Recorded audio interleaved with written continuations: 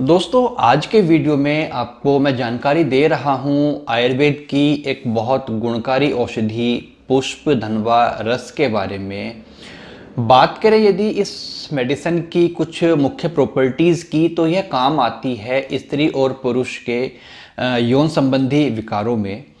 तो इस वीडियो में हम जानकारी करेंगे किस तरह की ये मेडिसिन किन जड़ी बूटियों से मिलकर बनी होती है, इसकी सेवन विधि, सही मात्रा, सावधानियाँ। तो विस्तार से चर्चा करने के लिए हम अपने वीडियो के मेन कंटेंट को शुरू करते हैं और सबसे पहले आपको इंट्रोड्यूस कराते हैं पुष्प धनवा रस के साथ में। जैसा कि आप देख रहे हैं, मेरे पास में एक बहुत छोटी सी डिब्बी रखी है पुष्प धनवा रस। पास से मैं आपको दिखा देता हूं ताकि आप इसकी स्पेलिंग ठीक से समझ पाएं।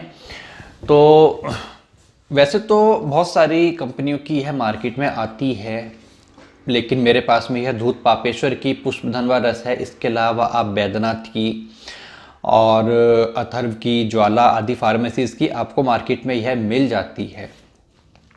बात करते हैं इस मेडिसिन के इंग्रेडिएंट्स के बारे में। तो यह जो मेडिसिन है मेन तैयार की जाती है रस औषधियों के द्वारा और साथ में विभिन्न भस्मों के प्रयोग से।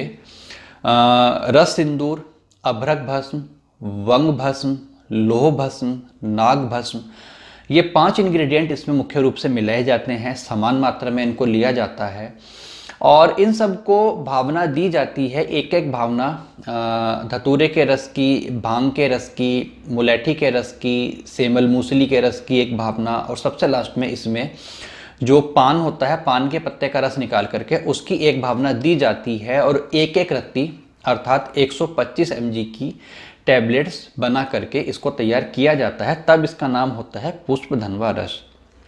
तो आप देखेंगे कि मेन ये है एक मिनरल फॉर्मूला है जिसमें हर्ब्स के जूस का जो है कोटिंग की जाती है।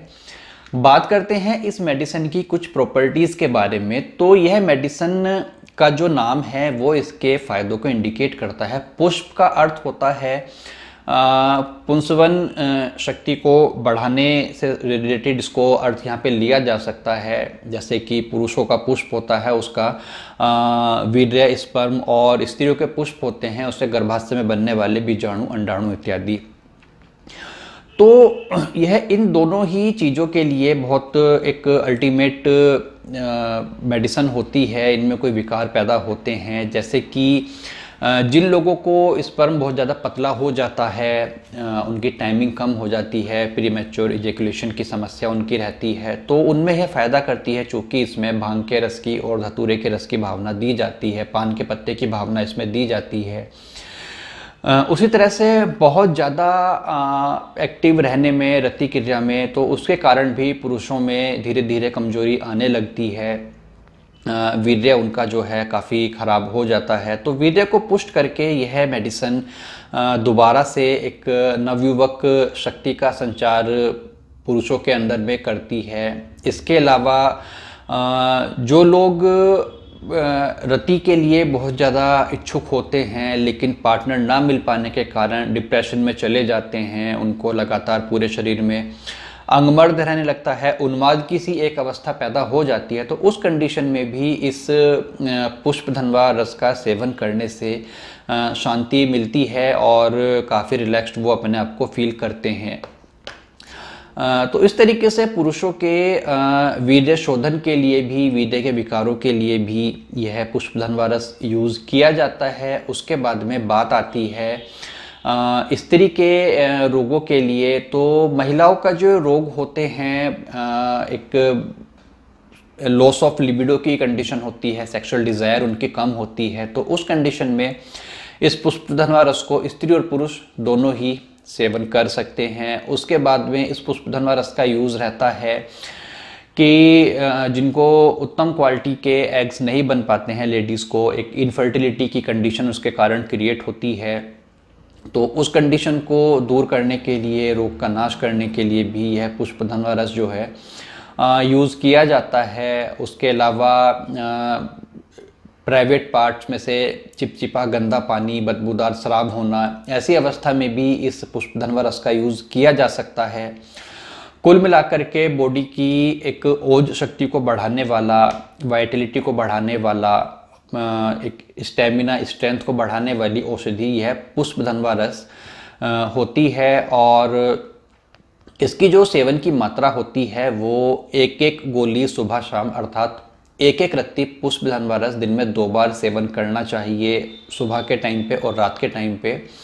2 बार की मेडिसिन के बीच में कम से कम 8 घंटे का अंतर आपको रखना चाहिए। इसका सेवन करने के लिए सबसे अच्छा जो ऑप्शन रहता है दूध या दूध से बनी हुई चीज़ें, उसके अलावा शहद के साथ में सेवन किया जा सकता है, घी के साथ में आप इसको सेवन कर सकते हैं, कच्चे लोनी मक्खन के साथ में इसका सेवन किया जा सकता है, दूध की मलाई के साथ में आप इसको सेवन कर सकते हैं, पान के पत्ते में इसको रख करके चबा करके सेवन किया जा सकता है। तो ये इसका सेवन करने के लिए सबसे सही विधि रहती है। और कुछ भी नहीं होता तो लास्ट ऑप्शन होता है कि इसको ताज़े पानी के साथ में सेवन किया जा सकता है।